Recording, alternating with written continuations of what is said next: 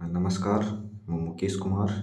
कुंवर नारायण की एक फेमस कविता है कि वह थक कर बैठ गया जिस जगह है, वह न है पहली न अंतिम, न नीचे न ऊपर न यहाँ न वहाँ। कभी लगता एक कदम आगे सफलता, कभी लगता पाँव के आसपास चल पड़ता। तो चलिए शुरुआत करते हैं अपने नेक्स्ट वीडियो की। हमने पिछली बार कक्षा 11 का प्रश्नावली 1.1 की थी, जिसमें हमने उदाहरण कर लिए थे और हमने समुच्चय की परिभाषा, समुच्चय का नोटेशन कैसे करते हैं और समुच्चय को कितने प्रकार से दर्शाया जा सकता है। और एक प्रश्नावली 1.1 में हमने देखा था कि रोस्टर फॉर्म को कैसे समुच्चय निर्माण मेथड में परिवर्तित करते हैं और समुच्चय निर्माण मेथड को हम कैसे रोस्टर फॉर्म में लिख सकते हैं। अब हम आगे चलते हैं कि समुच्चय है, समुच्चय के प्रकार।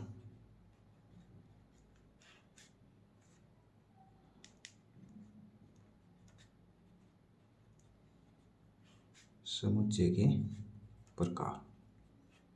तो समुच्चय के प्रकार को हम अगर अलग अलग डिवाइड करें तो इसमें पहला प्रकार आता है कि रिक्त समुच्चय।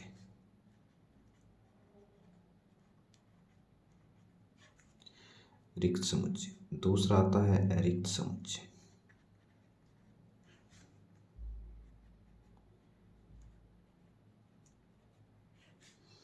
तीसरा आता है परिमित समुच्चय।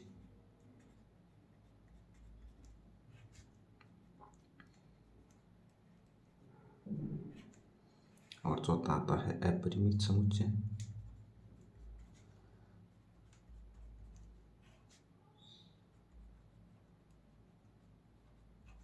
और एक अपने पास में आता है समान समुच्चय।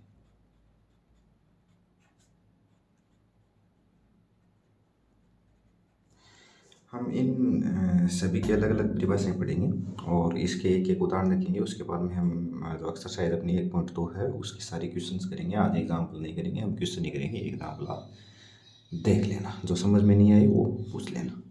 तो पहला अपने पास में है रिक्त समुच्चय।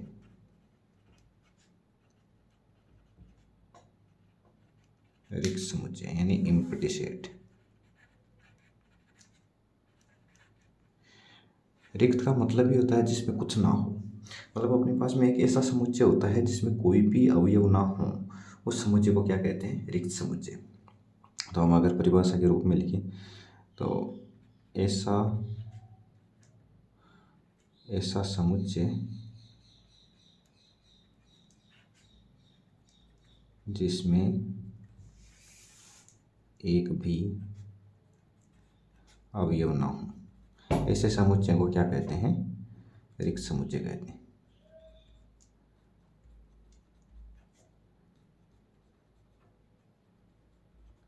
ऐसा समुच्चय रिक्त समुच्चय कहलाता है।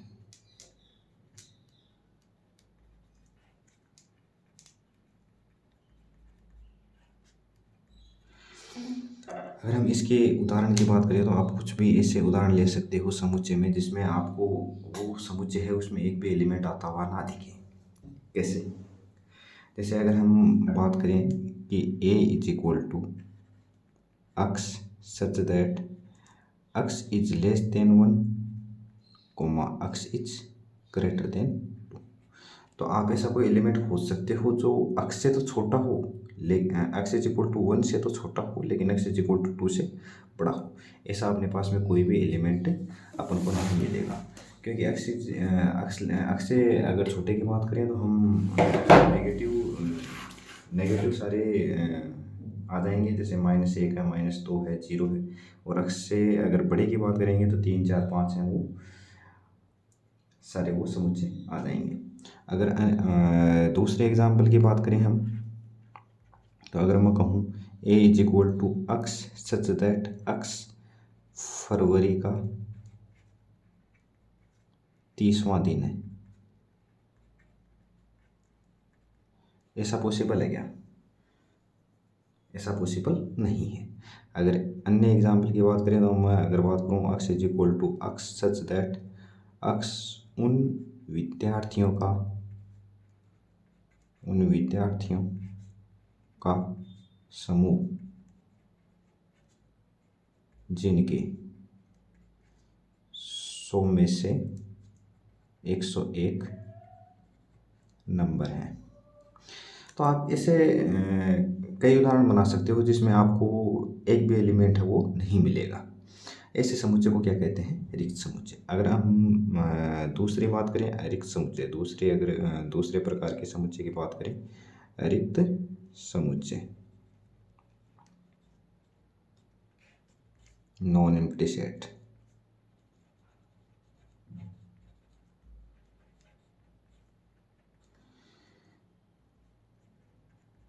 ऐसा समुच्चय जिसमें कम से कम एक अवयव अवश्य हो, ऐसे समुच्चय को रिक्त समुच्चय कहते हैं। ऐसे समुच्चय को रिक्त समुच्चय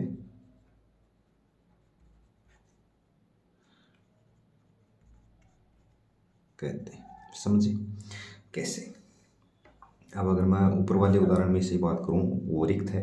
अगर रिक्त को हमें अरिक्त बनाना हो, उसमें कोई ना कोई एलिमेंट हमको लेना हो, तो अगर एग्जाम्पल नंबर 1 की बात करें कि a is equal to x such that x is greater than 1, x is less than 3। तो इसमें कौन सा एलिमेंट आ जाएगा अपने पास में? a इज इक्वल टू अपने पास में 1 से बड़ा 3 से छोटा, तो अपने पास में आ जाएगा क्या? 2। इसी प्रकार से आप दूसरे एग्जाम्पल में भी मॉडिफाई कर सकते हो। एग्जाम्पल नंबर अगर हम 2 की बात करें तो a is equal to x such that x फरवरी का 29वां दिन है।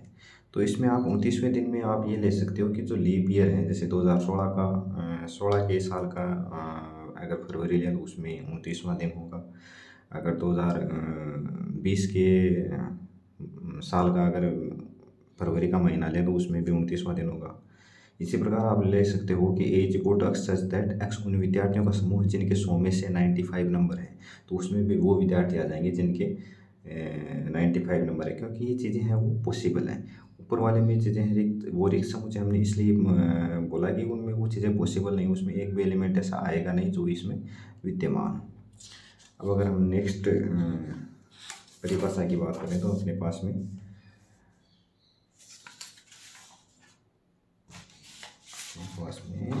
नेक्स्ट परिभाषा आएगी परिमित समुच्चय।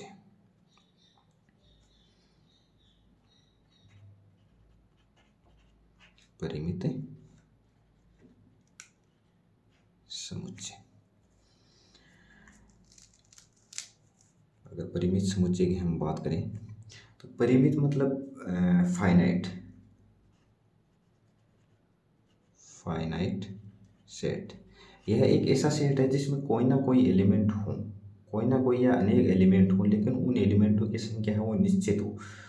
उन एलिमेंटों की संख्या को मतलब उन अवयवों को गिना जा सकता हो। ऐसे समुच्चय को क्या कहते हैं? परिमित समुच्चय। ऐसा समुच्चय जिसमें अवयवों को गिना जा सके या अवयवों की संख्या निश्चित हो, ऐसा समुच्चय परिमित समुच्चय कहलाता है।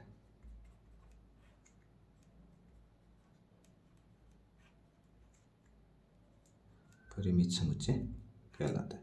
अब यहाँ ध्यान दीजिएगा कि परिमित समुच्चय है वो रिक्त भी हो सकता है।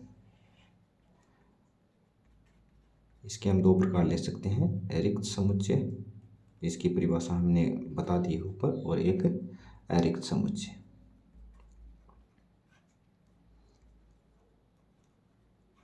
तो रिक्त समुच्चय हमेशा है वो परिमित समुच्चय होगा। जरूरी नहीं परिमित समुच्चय हो रिक्त समुच्चय हो, लेकिन रिक्त समुच्चय हमेशा परिमित समुच्चय होगा। अरिक्त समुच्चय, अब हम अपरिमित अरिक्त समुच्चय की बात करेंगे कि अरिक्त समुच्चय है वो कैसे परिमित होता है। जैसे अगर हम एग्जाम्पल नंबर 1 की बात करें तो 1 2 3 4 5, ये क्या होगा, एक परिमित समुच्चय होगा। इसमें कितने एलिमेंट्स है, टोटल 5 एलिमेंट्स हैं, मतलब जिनको हम गिन सकें उसको क्या कहते हैं, परिमित समुच्चय कहते हैं। अब अगर हम नेक्स्ट परिभाषा की बात करें, अपरिमित समुच्चय।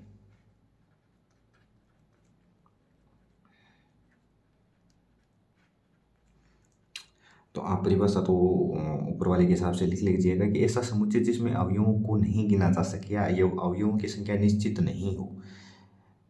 यहाँ एच इट इज लिख लीजिएगा, जैसा थोड़ा सा चेंज होता है वहाँ पे मैं लगा देता हूँ, अवयवों को नहीं गिना जा सके, नहीं गिना जा सके या अवयवों की संख्या निश्चित हो,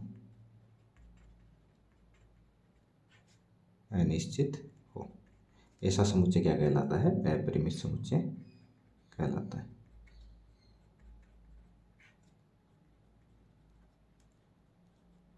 अपरिमित समुच्चय कहलाता है। अगर हम इसके उदाहरणों की बात करें, एक चीज़ और ध्यान दीजिएगा कि अपरिमित समुच्चय हो कभी भी रिक्त समुच्चय नहीं होता है, वो हमेशा अरिक्त समुच्चय ही होता है। अगर हम इसके उदाहरण की बात करें तो सभी पूर्णांक या पूर्णांकों का समुच्चय या प्राकृतिक संख्याओं का समुच्चय, प्राकृत संख्याओं का समुच्चय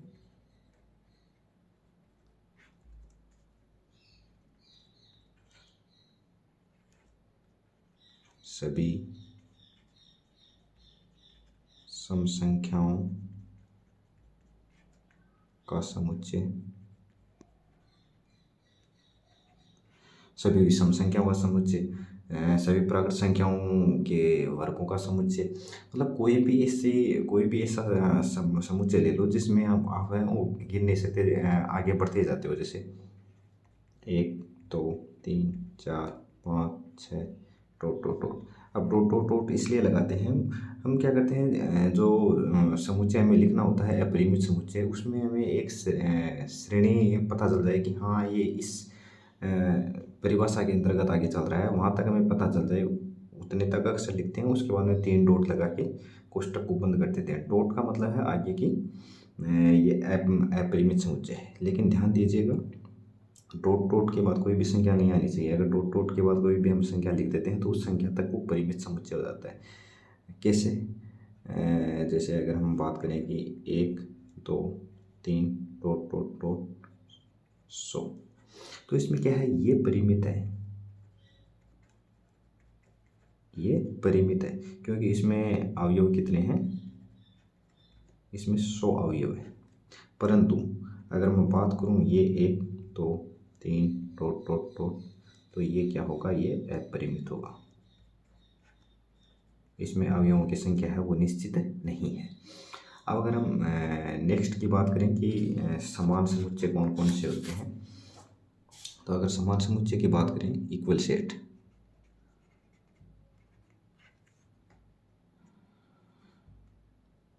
समान समुच्चय, ये पिछले वाला आया नहीं था क्या, थोड़ा सा ये देख लेना, मैंने समझाया था, ये लास्ट में ये लिखा हुआ है। तो समान समुच्चय, इक्वल सेट, इक्वल सेट में दो समुच्चय, पहले परिभाषा लिख लेते हैं, दो समुच्चय ए तथा बी समान समुच्चय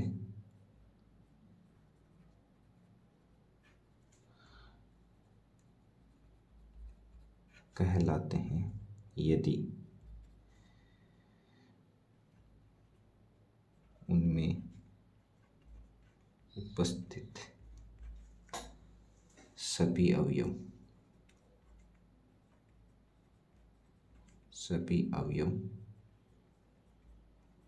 समान हो।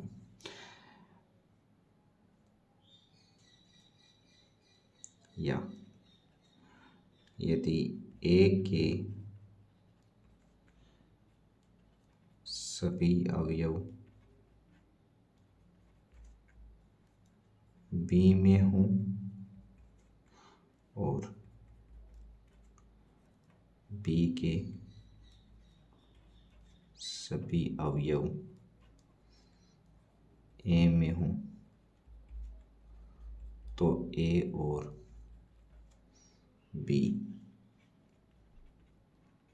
समान समुच्चय कहलाते हैं। निरूपण कैसे करते हैं इनको? अगर समान समुच्चय है तो इनको निरूपण है वो ए बराबर बी से किया जाता है। कैसे? एग्जाम्पल, मान लो ए इज इक्वल टू 1, 3, 5, 7, 9 है और बी इज इक्वल टू 3, 5, 1, 7, 9 है। तो क्या ये ए और बी समान समुच्चय होंगे? याद रखिएगा, हमने परिभाषा में ये नहीं लिखा है कि वो क्रम भी उनका वैसा ही हो।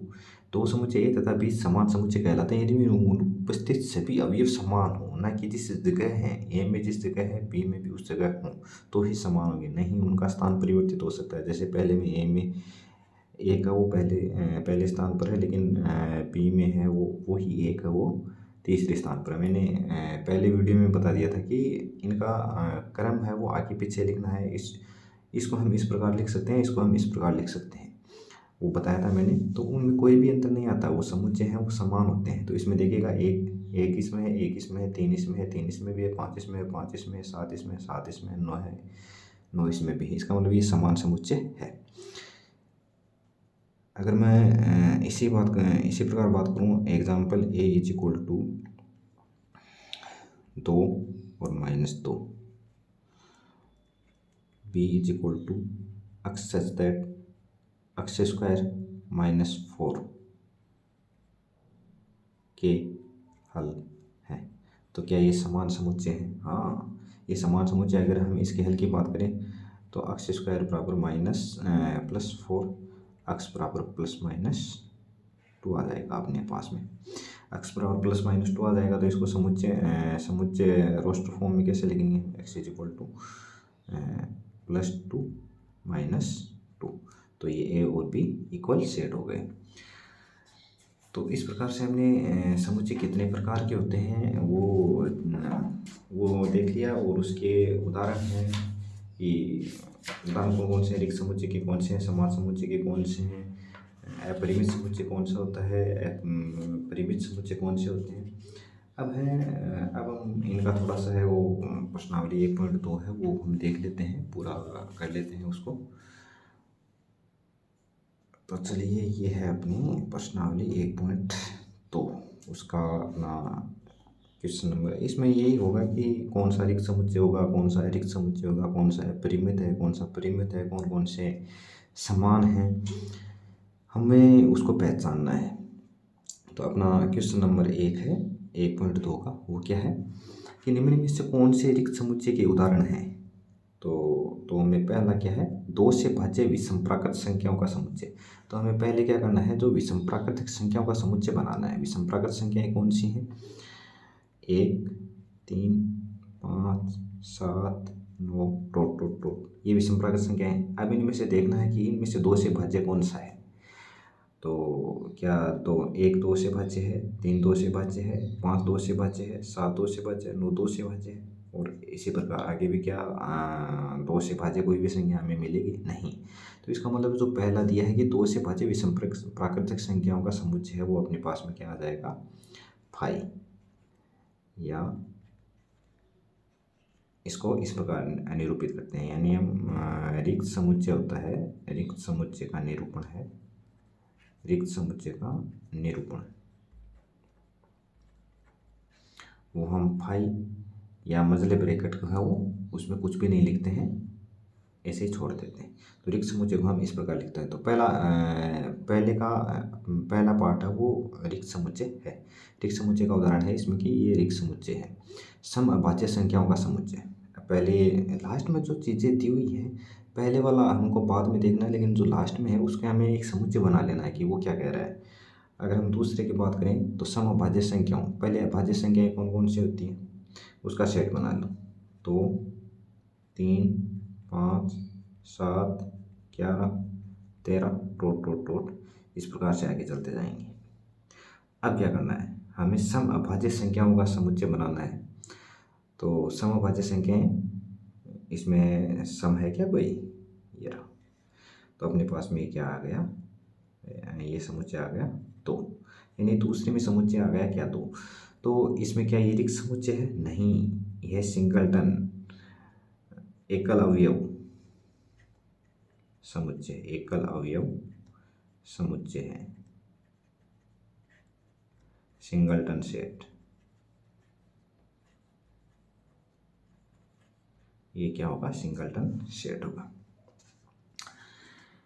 ये आप एकल अवयव समुच्चय की परिभाषा अगर आप लिखना चाहो तो लिख लेना कि ऐसा समुच्चय जिसमें केवल और केवल एक ही अवयव हो, ऐसा समुच्चय क्या कहलाता है, एकल अवयव समुच्चय कहलाता है, सिंगलटन सेट कहलाता है। अब अगर हम तीसरे के पहले के पार्ट के तीसरे क्वेश्चन की बात करें तो इसमें दिया है एक्स सच दैट, दिख रहा होगा आपको कि एक्स सच दैट एक्स एक प्राकृतिक संख्या है, एक्स सच दैट एक्स एक प्राकृतिक संख्या है, x a is equal to दिया हमें एक्स सच दैट एक्स एक प्राकृतिक संख्या है, प्राकृत संख्या है, और एक्स इस प्रकार है कि एक्स 5 से तो छोटा है और साथ में ही एक्स 7 से बड़ा है। ऐसा तो उदाहरण मैंने आपको करवा दिया है।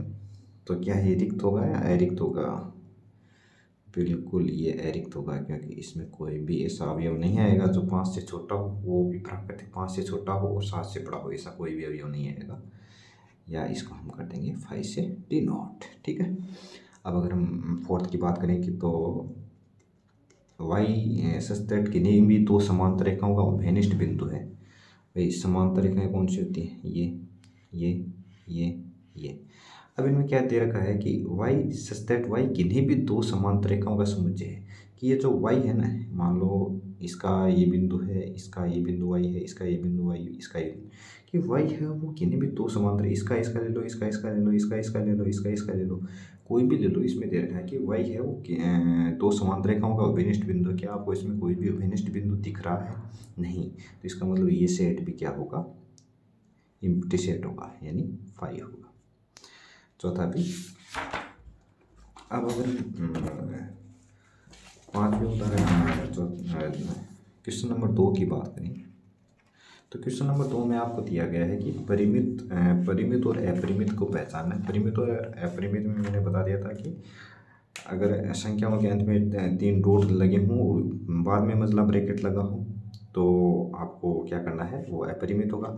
लेकिन अगर अंत में डॉट डॉट के साथ समाप्त ना हो कि किसी संख्या के साथ समाप्त हो, देखिए परिमित और अपरिमित को पहचानने का तरीका मैं बता देता हूँ कि अगर ऐसा सेट आ जाए, पहले से डॉट डॉट डॉट हो और फिर कोई भी संख्या 100, 101 ये लिखी हो, तो ये क्या होगा, अपरिमित।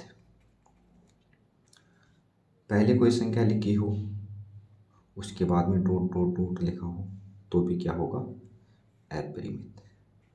परंतु पहले यानी शुरुआत भी कोई संख्या से हो, बीच में डॉट डॉट डॉट आ जाए और अंत भी किसी संख्या से हो, तो वो क्या होता है, परिमित। ये चीज़ें ध्यान रखनी है कि ना तो डॉट डॉट डॉट से शुरुआत होनी चाहिए और ना डॉट डॉट डॉट से अंत होना चाहिए। अगर ऐसा नहीं है तो वो क्या होगा, परिमित होगा। अब हमें और कुछ नहीं करना है, ये चीज़ें ही देखनी है। पहला क्वेश्चन है वर्ष के महीनों का समुच्चय। तो वर्ष के महीनों का समुच्चय वही सीधी सी बात है, वर्ष में 12 महीने होते हैं, तो परिमित समुच्चय है। इसमें डॉट डॉट डॉट से अंत हो रहा है, अपरिमित है।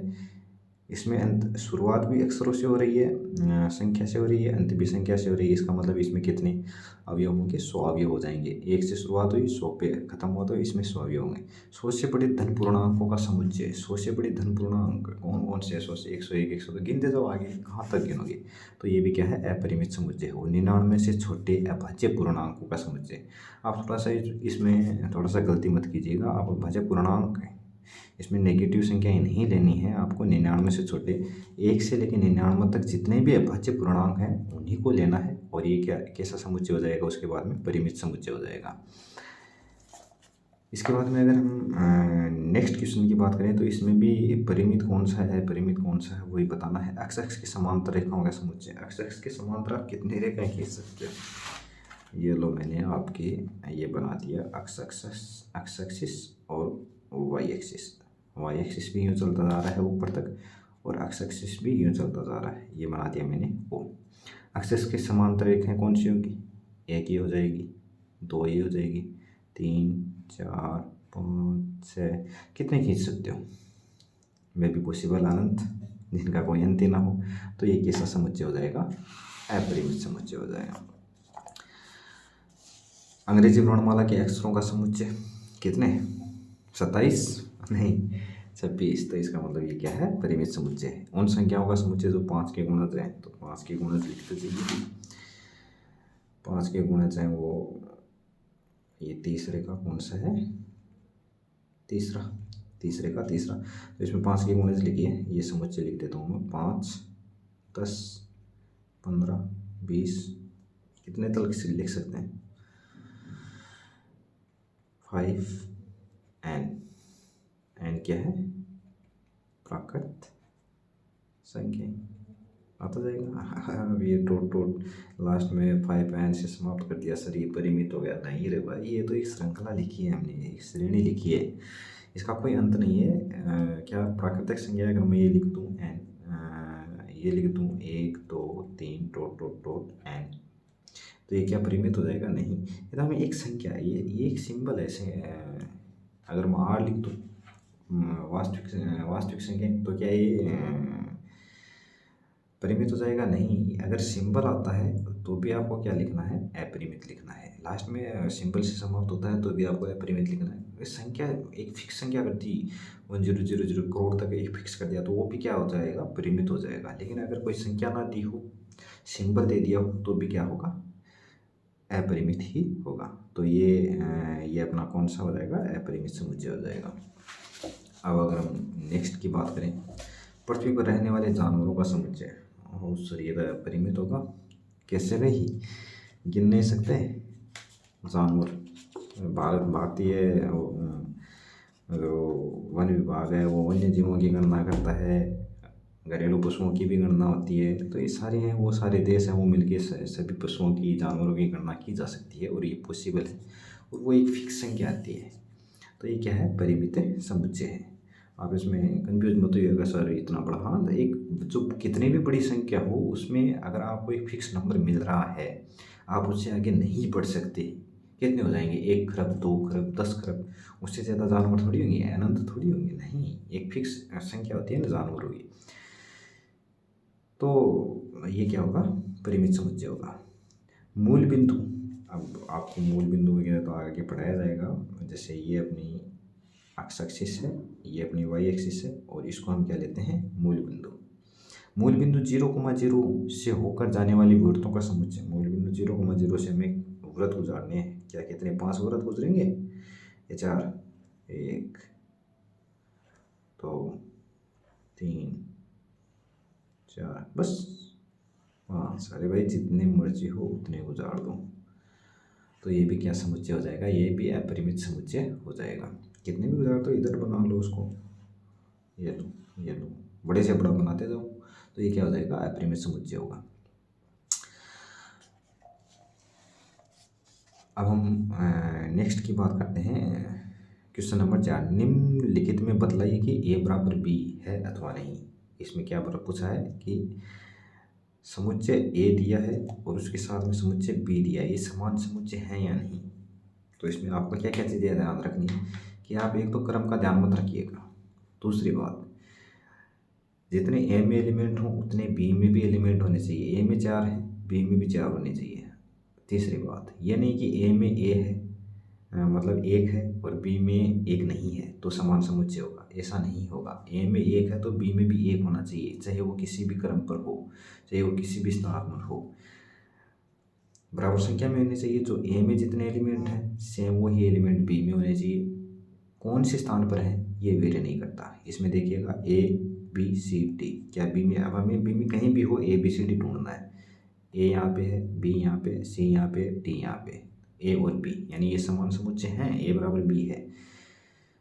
नंबर 2 में देखिएगा ए बी, ए में क्या है चेक करेंगे पहले, ए में कौन कौन से 4 8 12 16, तो क्या बी में 4 8 12 16 हैं? नहीं, बी में तो 4 8 हैं, बाकी तो दोनों ही 16 भी है, 18 और 12 इसमें डिफरेंस आ गया, तो ये भी समान समुच्चय नहीं होगा। दूसरा देखिएगा, ये थोड़ा सा आप ध्यान रखिएगा, ए बराबर 2 4 6 8 10। अब इसका जो बी है वो समुच्चय निर्माण मेथड में दिया गया है। इसको हम अगर रोस्टर फॉर्म में लिख लें तो हमें आसानी से समझ में आ सकता है। तो रोस्टर फॉर्म में हम कैसे लिखेंगे इसको, क्या दिया है आपके पास में, थोड़ा सा यहीं पे कर देता हूँ इसको ना, एक मिनट।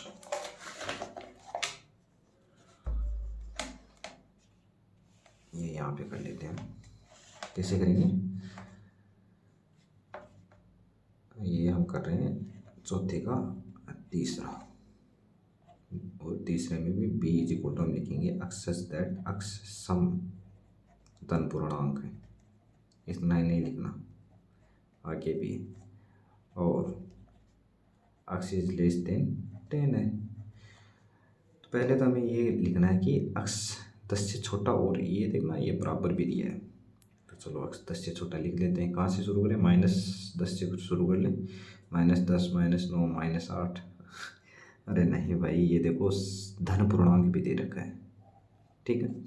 तो धन पूर्णांक क्या शुरू कर लें हम, 1 2 3 4 5 6 7 8 9 10 लिख दें, लिख दें, हो जाएगा। अरे नहीं भाई, ये देखो सम भी दे रखा है कि अक्स क्या है, सम धन पूर्णांक है, तो हमें 10 से छोटी और बराबर सम धन पूर्णांक लिखनी है। कैसे, 2 4 6 8 10, 10 से ऊपर लिख लें 12, नहीं। अब ये देखिएगा, ये अपने पास में बी आ गया, या कि ए है क्या, ए के बराबर है, तो ए में क्या है 2 4 6 8 10, तो इसमें क्या आ जाएगा, ए बराबर बी हो जाएगा। नेक्स्ट फोर्थ भी ऐसा ही है कि एक्स सच दैट एक्स संख्या 10 का गुणज है, तो 10 का गुणज लिख लीजिएगा भाई।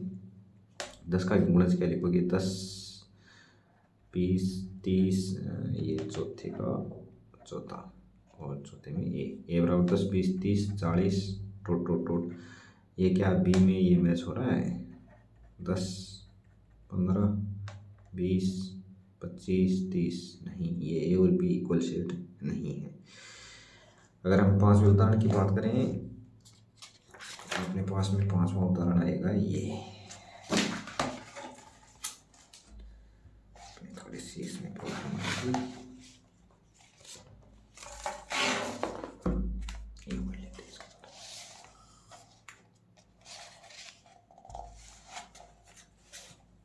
कैसे करें, चलो ऐसे रखते हैं, और वो यहाँ पे कर लेते हैं। 5वां उदाहरण क्या है, क्या निम्न युग्म समुच्चय समान, हमें इसमें खोजना कि ये समान है कि नहीं। ए बराबर 2 3 है, और बी बराबर हमें यही समुच्चय निर्माण विधि देती है। इसका हमें क्या करना है, का एक हल है x² + 5x + 6, इसका हमें हल निकालना है। मैंने पहले वाली वीडियो में, कल वाली वीडियो में बताया था कि x² ऐसे समीकरण, द्विघात समीकरण, इसको हल कैसे करते हैं कि इसके 2 टुकड़े कर लेते हैं, बीच वाले के x² + 3x + 2x + 6, इसका और इसका गुणा है वो इसके गुणांक के गुणक, और इसके गुणांक के बराबर आना चाहिए। क्या आ रहा है, 3 दूनी 6 आ रहा है, इनका योग है वो 5x के बराबर आना चाहिए। क्या आ रहा है, और डायरेक्ट बताया था मैंने, अगर यहाँ प्लस है तो यहाँ माइनस लगा दो, यहाँ भी प्लस है तो यहाँ भी माइनस लगा दो, यानी जो है उसका विपरीत चिन्ह ले लो, और जो गुणांक है वो उसका हल हो जाएगा -3 और -2, यानी इसके हल क्या आ जाएंगे अपने पास में, -3 और -2 हल आ जाएंगे। तो क्या ये समान है? लेकिन नहीं, ए में तो क्या है अपने पास में, ए में तो अपने पास में है 2 और 3, और बी में अपने पास में इसके हल क्या आए हैं, -2 और -3। तो क्या समान समुच्चय है? तो ये समान समुच्चय नहीं है। दूसरा, ये भी समुच्चय निर्माण मेथड में दिया है, a is equal to x such that x शब्द फॉलो का अक्षर है, अक्स इज एलिमेंट ऑफ, मैं डायरेक्ट लिख देता हूँ FLOW। तो इसको हमें रोस्टर फॉर्म में लिखना है। क्या लिखेंगे? FOLL, नहीं पुनरावृत्त नहीं करनी है, पहले वाले वीडियो देखना, उसमें पूरी परिभाषा दी गई। कोई भी अवयव हो हमें पुनरावृत्त तो उसको लिखना ही है, वो लिखें, वो भी नहीं लिखना, FLOW लिखना है। ये तो हो गया अपने पास में ए। और बी में क्या है अपने पास में, वाई है, वो वाई शब्द है वोल्फ का, तो चलो ये लिख लेते हैं WOLF। क्या ए और बी में सभी अवयव समान हैं? हमें क्रम का ध्यान नहीं रखना है भाई, अगर ऐप यहाँ है यहाँ कोई दिक्कत नहीं है, सभी शब्द समान हैं। हाँ सभी शब्द समान है तो अपने पास में क्या आ जाएगा, ए बराबर बी आ जाएगा। अगर हम क्वेश्चन नंबर 6 की बात करें, नीचे दी गई समुच्चयों में समुच्चयों में से समान समुच्चय का चयन कीजिए। ये खोजना है कि समान समुच्चय कौन कौन से हैं। चलो भाई ए को लेते हैं, ए में कौन कौन से अवयव हैं, 2 4 8 12। तो कोई भी ABCDEFGH में से खोज लीजिए कि 2 4 8 12 है क्या, 4 8 12 14 नहीं है, कोई भी नहीं है, मतलब ए के समान समुच्चय कोई भी नहीं है। बी का देखो 1 2 3 4, सी नहीं है 1 2 3 4, यानी ए और बी और डी समान समुच्चय हैं। कौन से में? क्वेश्चन नंबर 6 में बी और डी समान समुच्चय हैं। तो सी का देखो 4 8 12 14 किसी के भी समान नहीं है, डी का बी के समान हो गया, ए का -1 और 1 है क्या, 1 और -1, ये ई बराबर जी हो गया। F0 A0 1 नहीं है। तो हमने ये कर लिया है अपनी कौन सी 1.2% मामला है वो हमने पूरी कर ली है, 1.2 की पूरी कर ली है, 1.1 की पूरी कर ली है। परिभाषा प्लस एग्जाम्पल सहित सारे उदाहरण तो आप इसके 1.2 के कर लेना। बाकी कोई भी समस्या हो तो मुझे मैसेज कर दीजिएगा, मैं डिस्क्रिप्शन है वो टेलीग्राम चैनल का, उसका वो मैं आपको दे दूँगा लिंक, डिस्क्रिप्शन में लिंक दे दूँगा, उस पर आप देख लीजिएगा। बाकी कोई भी समस्या हो, कोई भी कमी हो वीडियो में, हमें कैसा सुधार करना चाहिए वो भी बताइएगा। सब्सक्राइब कीजिएगा और लाइक तो डिसलाइक ज़रूर कीजिएगा अगर पसंद ना आए तो। Okay, thank you, bye.